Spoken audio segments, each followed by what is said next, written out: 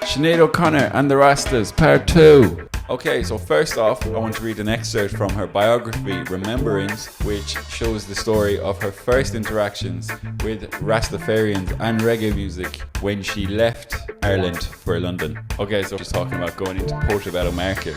Older men with the same type of braids gathered, men who in their dances just stepped forward and back now and again, lifting one hand in the air as if to warn someone of something.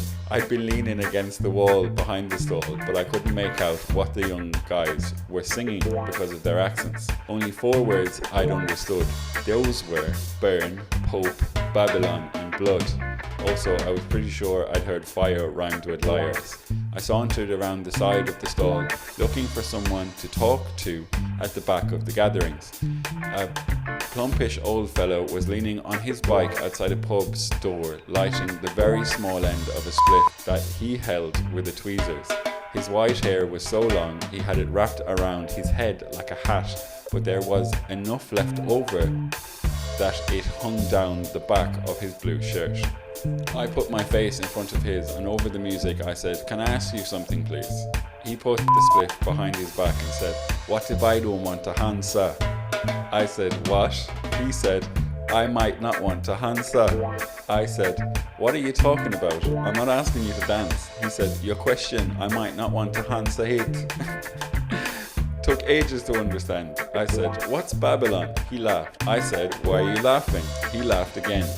I said, "Why are they saying Babylon burn? And why are they saying the Pope must burn? And why are the old guys dancing like that, wagging their fingers in the air?" He flung his head back, coughing, laughing now. He said, "Where you come from?" I said, "Ireland." He said, and stared at me in silence out of the bottom of his sunglasses for several seconds. Eventually said, "England own that?" I said, "What?" He said, "Do England own Ireland?" I said, "No." There wasn't time to get into it. "Well then," he said, "nobody own God too." He paused for a moment, looked at me. "What them teach you in a church in Ireland? Them show you revelation?" I said, "What?" He said, "Them Catholic, the Pope and all them thing. Them is not a Christian. That is why them didn't inform you God is coming. Pope is the devil and him office is the office of the devil.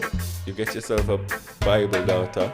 He asked. "Yeah, I got a few." "Well, read Prophet and Revelation and check Rasta music all your life. Babylon is devil's yard and it will burn because Revelation say it must." Anyway, anytime I talk to the old men, they call me little daughter. If middle-aged men are around, they call me little sister. They're really kind to me. They never mess about. They're very protective. They ask me if I ate and give me Jamaican patties if I say no. They never mind that I just hang around beside them, not saying a whole lot. Now, isn't that lovely? If you've ever met a Rasta man in your life, you know how sweet and accurate that is. Sinead wasn't afraid. And it was probably Sinead's love of the Bible, which we'll be discussing in the next part, that made her have an interest in any of this in the first place. Also, it goes without saying that this might not have been the first time that the idea that the Pope needed to be taken down ever occurred to her. More in part 3.